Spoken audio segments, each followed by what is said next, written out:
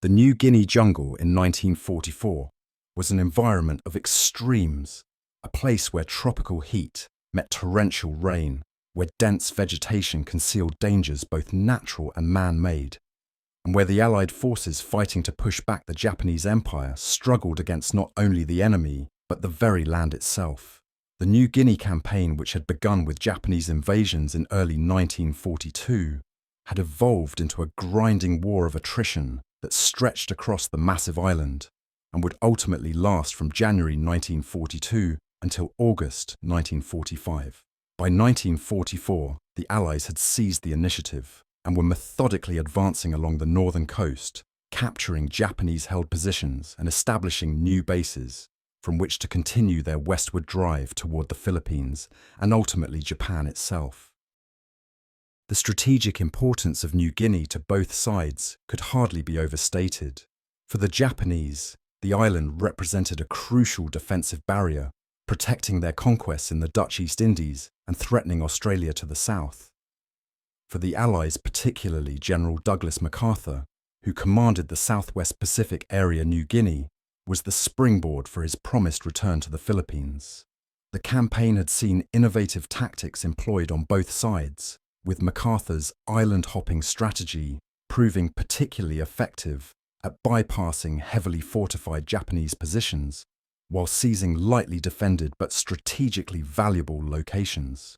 By August 1942, Allied forces had conducted extensive reconnaissance operations, taking more than 12,000 aerial photographs identifying 147 Japanese positions and surveying 38 potential landing beaches.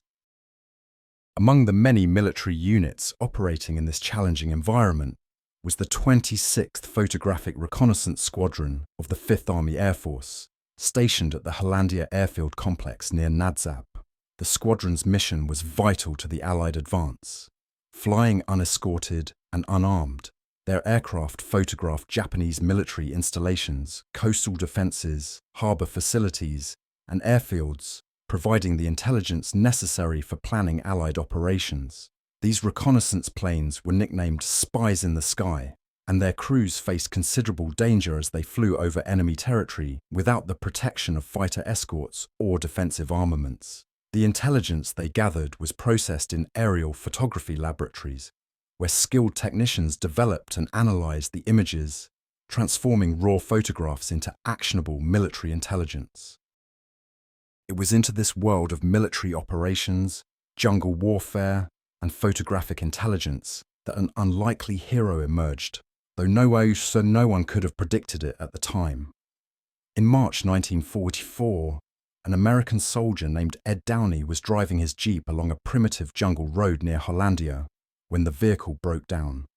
As he worked under the hood, trying to diagnose the problem, he heard an unusual noise emanating from the surrounding jungle.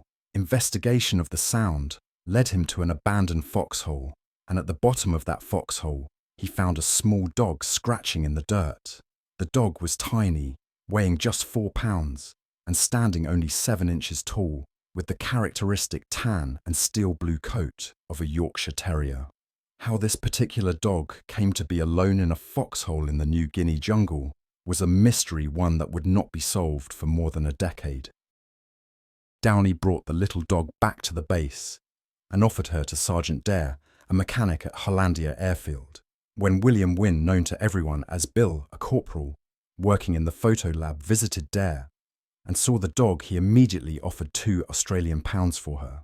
Dare countered with £3, and Bill, uncertain about the challenges of caring for a dog in the harsh jungle environment, left without making the purchase. The next day, however, Dare appeared at the photo lab carrying the dog and offered to sell her to Bill for the original £2, equivalent to 6.44 in American currency at the time. Dare explained that he needed the money to get back into a poker game, and this time Bill accepted. He decided to call her Smoky, and with that transaction began one of the most remarkable partnerships of the Second World War. Bill Wynne had been drafted in 1943 and trained with the Army Air Force as an aerial photographer attending mapping school before shipping out. He was born in Cleveland, Ohio, and had grown up with dogs, so the decision to adopt Smoky, despite the obvious challenges, came naturally to him. His unit had left for Australia on a Liberty ship in December 1943, arriving in Brisbane later that month. On December 21st, 1943, Bill and hundreds of other soldiers left Australia on the steamship Contessa, an ironclad wooden ship that transported them to New Guinea. He was assigned to the aerial photography laboratory of the 5th Air Force's 26th Photo Reconnaissance Squadron at the Hollandia Airfield Complex at Nadzab. Caring for a Yorkshire Terrier in the New Guinea jungle presented challenges that few dog owners in peacetime America would ever encounter. The environment was hostile in every conceivable way. The heat was oppressive, regularly exceeding 100 degrees Fahrenheit, and the humidity was suffocating. Insects were everywhere, from mosquitoes carrying dengue fever and malaria to various biting flies and parasitic mites. The terrain alternated between swamps and dense jungle, with the ever-present danger of venomous snakes, centipedes, and other creatures. There was, of course, no dog food available, and veterinary care was non-existent. Despite these obstacles, Bill developed a routine to keep Smoky healthy and comfortable. He bathed her daily in his helmet to keep her free of ticks and other parasites. He discovered that she enjoyed bacon ham eggs and bully beef, which was canned hash, and he shared his rations with her. She slept in his tent on a blanket he had fashioned from a green felt card table cover. But many at the Hollandia base continued to wonder about the dog's origins. The prevailing theory was that she might have belonged to the Japanese, given that she had been found in a foxhole in what had recently been Japanese-held territory. However, when soldiers tried speaking to her in Japanese, she showed no recognition or understanding. She also did not respond to English commands, initially adding to the mystery of her background. What became clear very quickly was that Smoky was exceptionally intelligent and eager to learn. Whenever Bill talked to her, she became excited, and he experimented with various words and names to gauge her reactions. Certain words like sport, rover, and interestingly Christmas got her particularly excited, causing her to turn in circles with enthusiasm. Bill began teaching her commands and tricks, and she learned with remarkable speed. Before long, Bill and Smoky were putting on shows for the personnel at the base, providing entertainment and a welcome diversion from the harsh realities of jungle warfare. In July 1944, Bill woke up with a dangerous fever of 105 degrees and was taken to the 233rd Field Hospital in Nadzab, where he was diagnosed with dengue fever, a mosquito-borne tropical disease that could be debilitating or even fatal. While Bill was hospitalized, his friends smuggled Smoky into the hospital to visit him, lifting his spirits considerably. They also brought news that Smoky had won a contest sponsored by the military publication Yanks Down Under to select the best mascot of the Southwest Pacific area. This recognition would prove helpful in the days to come, but more immediately, it caught the attention of the nurses at the hospital. When they discovered Smoky, they were charmed by the tiny dog and her story, and they asked if they could take her on a rounds to cheer up the other patients. However, such an unconventional request required permission from the hospital commanding officer. The commanding officer was Dr. Charles W. Mayo, whose family had founded the renowned Mayo Clinic in Rochester, Minnesota.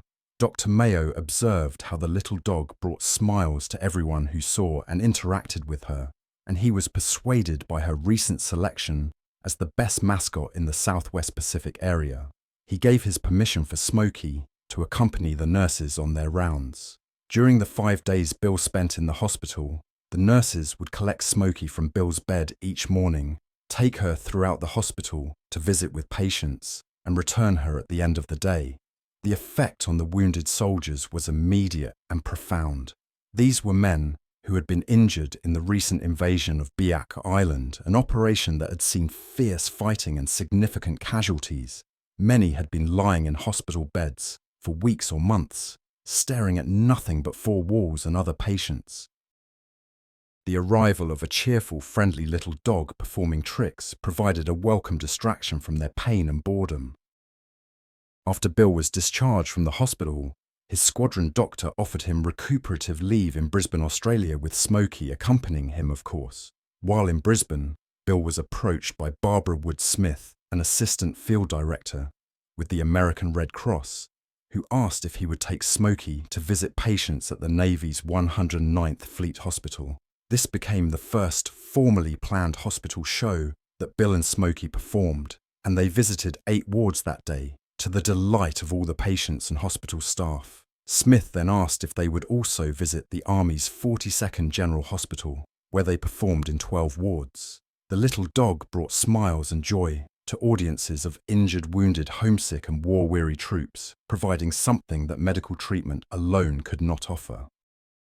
Barbara Wood-Smith was so impressed with Smoky's effect on the patients that she wrote a formal thank you letter to Corporal Smoky on American Red Cross stationery.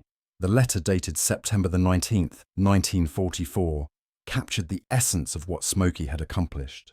Smith wrote of the pleasure Smoky had brought to patients who had been lying in bed for months, of how laughter helps people get better, and of Smoky's remarkable ability to maintain her energy and obliging nature through 8 wards in a single afternoon.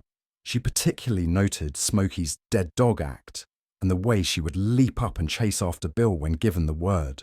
Smith concluded by calling Smoky a wonderful morale builder and expressing hope that she would have the opportunity to entertain many more servicemen.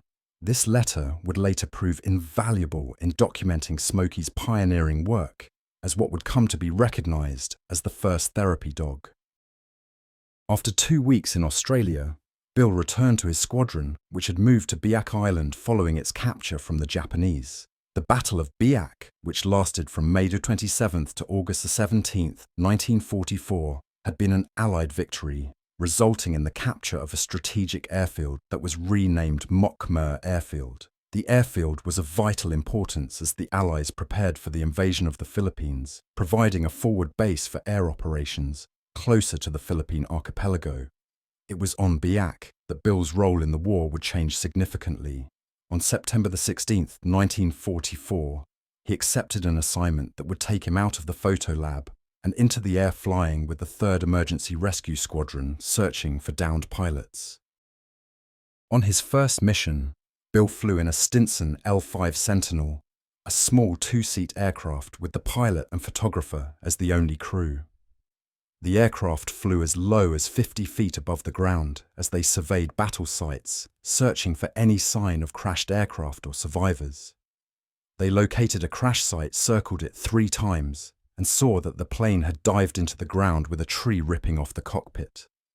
Bill took photographs as proof of the crash and documentation that there were no survivors.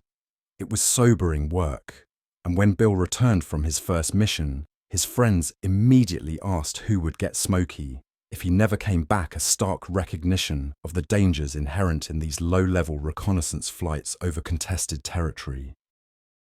For his second and subsequent missions, Bill flew in PBY Catalina flying boats, much larger aircraft with typical crews, consisting of a pilot, co-pilot, navigator, engineer, mechanic, radio operator, and 2 medics. Bill and Smoky were crew additions, and when Bill explained that Smoky was a mascot who would bring them good luck, the crew had no objections. Smoky flew inside a canvas musette bag, a type of knapsack, though she would sometimes run around the plane when there was no combat or rescue action taking place. In his memoir written after the war, Bill recounted one mission that illustrated the arbitrary nature of survival in combat. He and Smoky were already in the plane when a last-minute decision was made to send an extra medic instead of a photographer. Bill learned later that the aircraft and the men it was sent to rescue had all disappeared without a trace. He counted his blessings and undoubtedly gave Smoky an extra pat. As the war in the Pacific progressed, the 26th Photo Reconnaissance Squadron moved from Biak to the Philippines as part of MacArthur's return to the islands he had been forced to abandon in 1942. It was in the Philippines that Smoky would make what Bill always considered her most significant contribution to the war effort, transforming her from a beloved pet and morale booster into a genuine war dog whose actions saved lives and protected vital military operations. The incident occurred at Lingayen Gulf on the island of Luzon, where American forces were establishing a crucial airfield. Communication lines needed to be strung underneath one of the airfield runways, but the only way to do so was through a culvert pipe that stretched approximately 70 feet in length and was just 8 inches in diameter. Soil had sifted through the corrugated sections at the pipe's joints, filling as much as half of the pipe in some places, and leaving Smoky only 4 inches of headway in certain sections. The alternative to using Smoky was to dig up the taxiway, a task that would have required approximately 70 men working for 3 days. During those 3 days, the airfield would have been shut down to Allied aircraft, at a time when Japanese planes were conducting daily attacks on the installation. The men digging the trench would have been completely exposed to these attacks, and the loss of the airfield's operational capacity could have put American aircraft and their crews at risk. The solution, risky as it seemed, was to tie communication wire to Smoky's collar and send her through the pipe from one end while Bill called to her from the other end. Bill would later recount the experience in an appearance on NBC television after the war. He tied a string to Smoky's collar with the string attached to the wire that needed to be pulled through and then ran to the other end of the culvert. Smoky started into the pipe, but after just a few steps ran back out. Bill called to her more sharply, and she started through again. When she was about 10 feet in, the string caught on something and she looked over her shoulder, as if to ask what was holding them up. The string loosened from the snag and she continued forward. The dust began rising from the shuffle of her paws as she crawled through the dirt and mould, and soon Bill could no longer see her in the darkness of the pipe.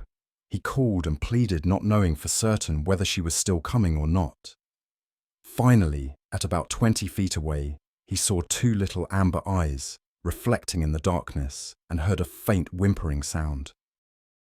At 15 feet, she broke into a run, and moments later she emerged from the pipe. Bill and the men watching were so happy at Smoky's success that they patted and praised her for a full 5 minutes. The entire job had taken approximately 3 minutes, compared to the 3 days it would have taken using conventional methods, and it was estimated that Smoky's run through that pipe potentially saved the lives of 250 men and kept 40 aircraft operational during a critical period. Beyond her service at the airfield, Bill continued taking Smoky to hospitals whenever his duties and time permitted.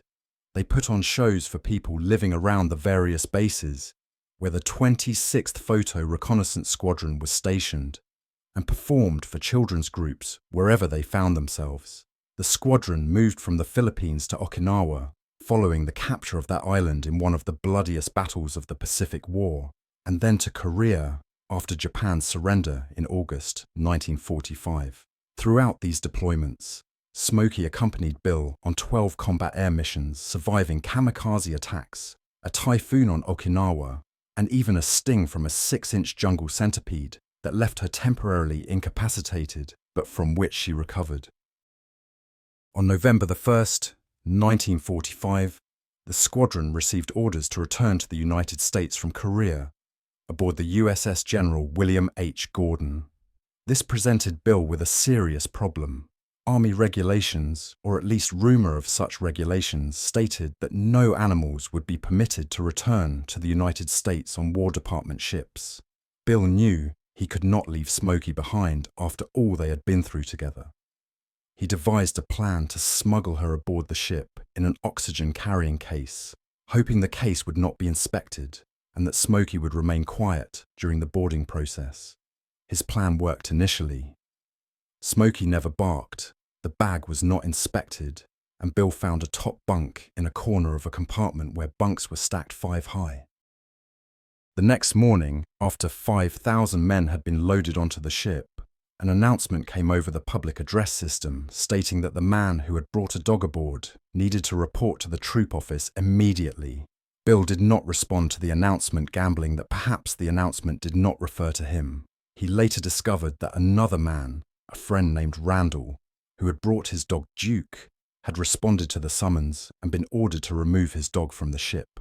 However, as Randall was leaving the troop office, a member of the ship's crew approached him and offered to hide Duke in the hold of the ship, explaining that he was already hiding 2 other dogs and could accommodate 1 more. The sailor's act of kindness allowed Duke to make the journey home as well. As the ship set sail from Incheon Harbour on high tide, it encountered rough seas that left Bill severely seasick. He spent days confined to his bunk, while men from the 26th Squadron would sneak Smoky to the upper deck for necessary breaks, forming a protective ring around her to keep her hidden from view. Then came another announcement that men who had brought dogs or monkeys aboard the ship needed to report to the ship's office immediately. Bill, still feeling ill, made his way to the troop office and was surprised to find 5 other guilty men already there. Discouraged, he retreated to his bunk and vowed to keep Smoky hidden for the remainder of the voyage. However, a Navy officer who was looking for someone else discovered the dog during a routine inspection. The officer asked if the dog was registered to be on the ship, and Bill admitted that she was not. An hour later, Bill was summoned to the ship's office. He explained that he had been too sick to report when the earlier announcements were made. Then he presented his case, showing photographs of Smoky entertaining sick and wounded soldiers, the letter from Barbara Wood Smith of the American Red Cross, thanking them for their hospital visits, and documentation of Smoky's selection as the best mascot of the Southwest Pacific area in 1944. He was told that he might have to pay a bond to bring the dog into the United States, possibly as much as $1,000, which was a substantial sum at the time. Bill said he would accept those terms. Bill and the ship's captain signed a document that cleared the ship of any responsibility for 1 dog, and with that, Smoky was officially recognized and no longer needed to hide. Once Smoky was out of hiding, Bill and Smoky put on shows on the deck for the troops, providing entertainment during the long voyage across the Pacific. Bill noticed that the ship's captain and the troop commander would sometimes watch the performances from the bridge, with smiles visible on their faces. Every day, the sailors who had hidden Duke in the hold would bring him up to play with Smoky, and a friendship developed between the 2 dogs, who had both stowed away for the journey home. On November 13, 1945, the USS William H. Gordon docked in Seattle, and Bill and Smoky set foot on American soil after 2 years overseas. The story of Bill and Smoky began to take on a life of its own after their arrival in the United States. At one train stop on their journey to Ohio, a man with the United Service Organizations noticed Bill carrying Smoky. After hearing their story, someone called the Indianapolis Star, which ran an article that was picked up by wire services and distributed to newspapers across the country. Bill and Smoky arrived home in Cleveland, Ohio on November 30th, 1945. A week after his return, the Cleveland Press asked to interview him, and on December 7th, 1945, the paper ran a front-page story headlined, "Tiny Dog Home from the War." The New York Daily News, Chicago Tribune, Chicago Sun and Herald America also published stories about the 4-pound war hero, and Smoky became something of a national celebrity. Bill and Smoky continued their hospital visits and performances after the war, appearing at veterans' hospitals, schools, orphanages, nursing homes, and other organizations. Before leaving for war in 1943, Bill had given an engagement ring to Margie Roberts, the love of his life. They were married on September 28, 1946, and Margie fully embraced Smoky as part of their family. From June to August 1946, Bill was hired by the Cleveland Zoo to serve as master of ceremonies for a traveling circus with Smoky as one of the featured performers. In October 1946, Bill and Margie traveled to Hollywood after hearing that renowned animal trainer Rennie Renfro was looking for an assistant to help train dogs for motion pictures. The job did not materialize as expected, but Bill did get part-time work with some of Renfro's dogs, which put him on set with all the prominent Hollywood trainers of the day, including Rudd Weatherwax, who worked with Lassie, and the young Frank Inn, who would later train Benji. Unfortunately, no roles came along that were right for a 4-pound Yorkshire Terrier. With Margie pregnant and wanting to have her baby in Cleveland near her mother, the decision was made to return to Ohio. Bill took a job with the National Advisory Committee for Aeronautics, which would later become NASA, working as a flight photographer studying the de-icing of aircraft. In 1947, live television shows were becoming popular across America, and one of the programs in Cleveland was a children's show called Castles in the Air. Bill and Smoky became regular performers on the show, introducing Smoky to a new generation of fans. The little dog reportedly appeared on 42 television shows over her career, never once repeating a trick. In 1953, with a growing family to support, Bill accepted a job with the Cleveland newspaper, The Plain Dealer, as a photographer. He would later become a writer-photographer, now called a photojournalist, and remained associated with the paper for 31 years.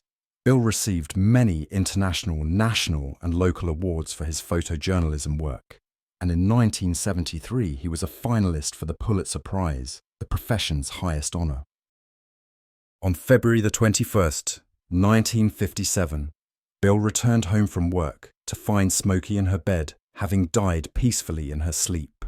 She was approximately 14 years old, having lived a full life by any measure.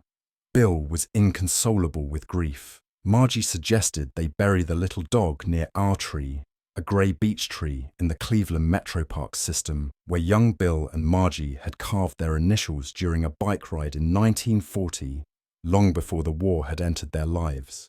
The next day, with their children accompanying them, Bill and Margie found the tree and buried Smoky's body, which they had placed in a shoebox. Their 7-year-old daughter Susan cried out, "Daddy, Daddy, how is Smoky going to breathe?" Bill, taken aback by the innocent question, told Susan that Smoky did not need to breathe any more, that she was in dog heaven. Josephine Robertson, a writer at The Plain Dealer, wrote an obituary for Smoky that told her wartime story.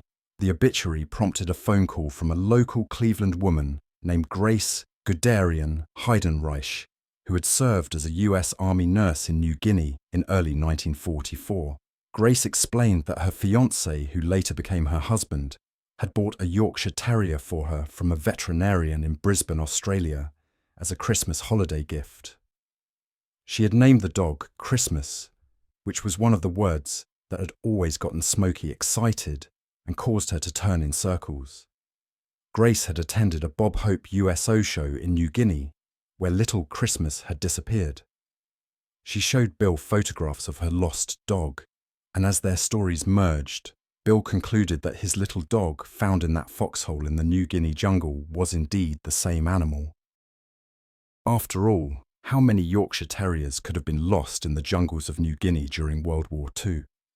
The mystery of Smoky's origins, which had persisted for more than a decade, was finally solved. Bill and Margie raised 9 children together over the years.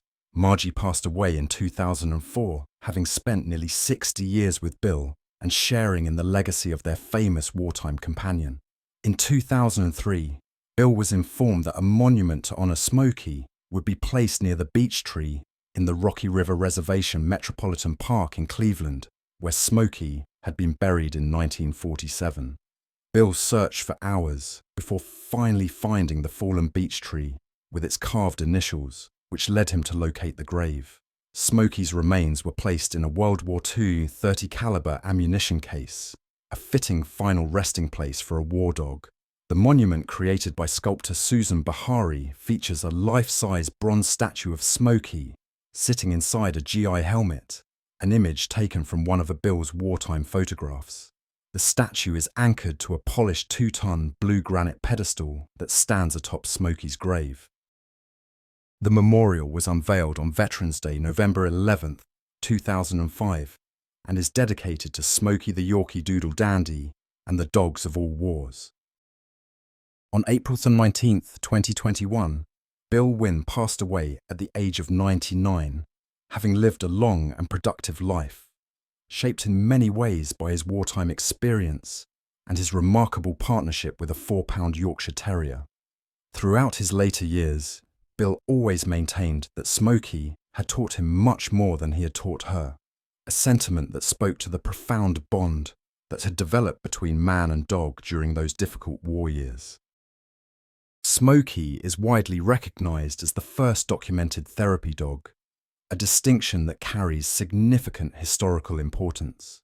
Her work in this capacity began in July 1944 at the 233rd Station Hospital in New Guinea, when she accompanied nurses to visit battlefield casualties from the Biak Island invasion, and it continued throughout World War II and for years afterward. The concept of using animals, particularly dogs, to provide emotional support and therapeutic benefits to people suffering from physical or psychological trauma was not entirely new, but Smoky's systematic and documented work in military hospitals during the war helped establish the foundation for what would become a widely recognized and scientifically validated form of therapy.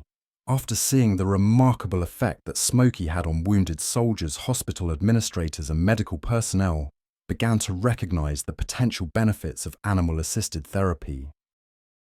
By 1947, inspired in part by Smoky's pioneering work, civilians had donated approximately 700 dogs for use in hospitals to provide comfort and support to recuperating soldiers. The recognition and remembrance of Smoky's contributions have continued to grow in the decades since her death. In 1995, she was inducted into the Ohio Veterinary Medicine Association's Animal Hall of Fame in Columbus, Ohio.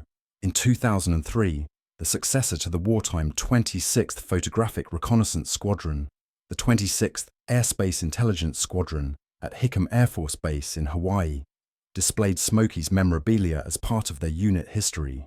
From November 2006 to May 2007, the Imperial War Museum in London, England, featured Smoky's war blanket as part of an Animals of War exhibit, recognizing her contributions alongside those of other animals that served during the conflict. In 2010, the Australian Defence Force Trackers and War Dogs Association awarded Smoky the War Dog Operational Medal, acknowledging her service in the Southwest Pacific Theatre.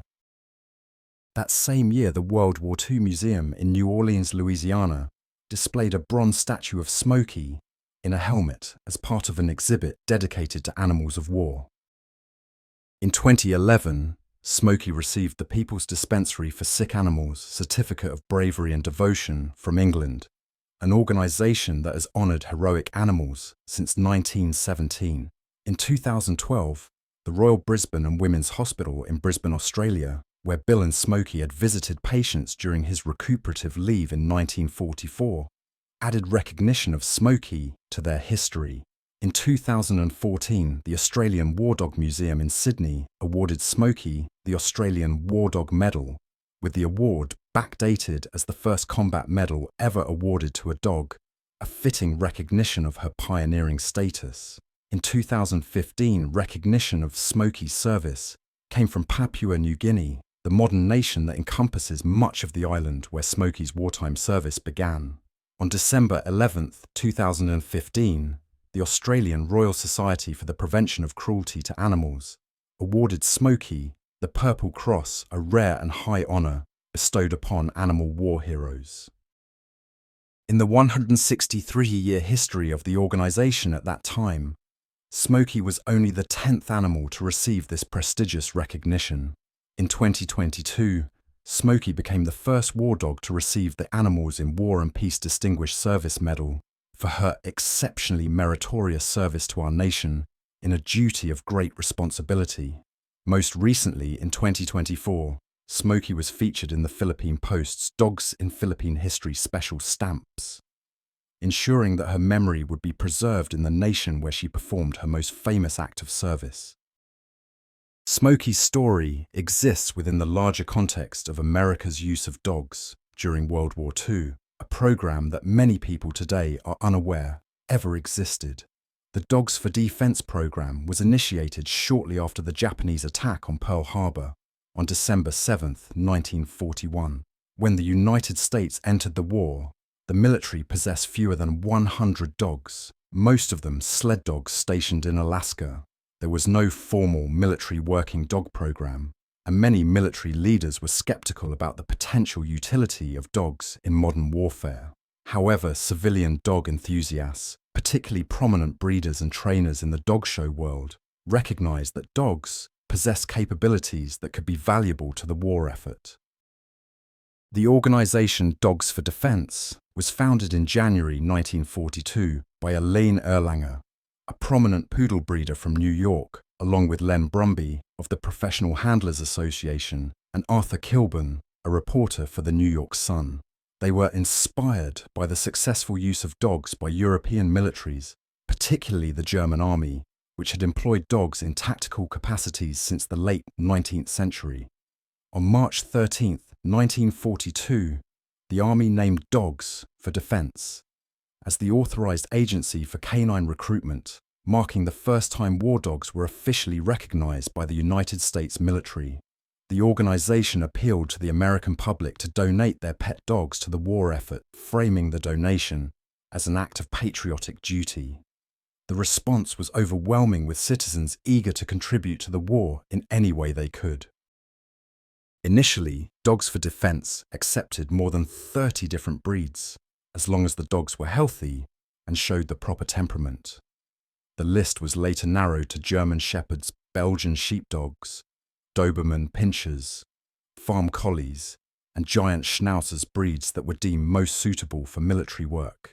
On July 16, 1942, Secretary of War Henry L. Stimson issued a directive that assigned responsibility for procuring and training dogs to the remount branch of the Quartermaster Corps, which had extensive experience dealing with animals, particularly horses. The directive also expanded the program's mandate to include training dogs not only for sentry duty, but also for possible tactical missions, including scout work, messenger service, and mine detection. By the end of 1942, the Quartermaster Corps had opened 4 dog training facilities at Front Royal, Virginia, Fort Robinson, Nebraska, Camp Rimini, Montana, and San Carlos, California. A 5th facility was later opened at Cat Island near Gulfport, Mississippi. At these centers, dogs and their handlers trained together as pairs, as it was quickly learned that dogs work best when bonded with a specific handler. Elaine Erlanger, one of the founders of Dogs for Defence, wrote the Army's first formal training manual on war dogs, designated TM 10396. The training regimen was rigorous, and approximately 45% of donated dogs were rejected as unsuited for military service and returned to their owners. Between 1942 and 1945, approximately 19,000 dogs were procured through the Dogs for Defence program, with about 10 to 425 successfully completing training and being assigned to military service. The majority of trained war dogs, approximately 9,300, served in sentry roles guarding coastal fortifications, harbour defences, arsenals, ammunition, dumps, airfields, depots, and industrial plants. The Coast Guard alone employed more than 3,000 dogs for beach patrols along the Atlantic and Gulf coasts, protecting against the threat of German submarine-borne saboteurs. However, dogs also served in more active combat roles. Scout dogs accompanied infantry patrols, using their superior senses to detect enemy presence at distances up to 1,000 yards well before human soldiers would become aware of danger. When a scout dog detected the enemy, it would stiffen its body, raise its hackles, prick its ears, and hold its tail rigid, alerting its handler to the threat. Messenger dogs carried communications between units, often covering distances of 600 to 1,000 yards at great speeds, while presenting much smaller targets for enemy fire than human runners. The most famous graduate of the Dogs for Defence program was Chips, a mixed-breed German Shepherd Husky and Collie donated by the Wren family of Pleasantville, New York. Chips served with distinction in North Africa, Sicily, and Europe, and became legendary for attacking an Italian machine gun nest and forcing the crew to surrender during the Sicily campaign. He was awarded the Silver Star and Purple Heart, though these awards were later revoked due to regulations prohibiting the awarding of military decorations to animals. Nevertheless, Chips remained the most decorated war dog of the world.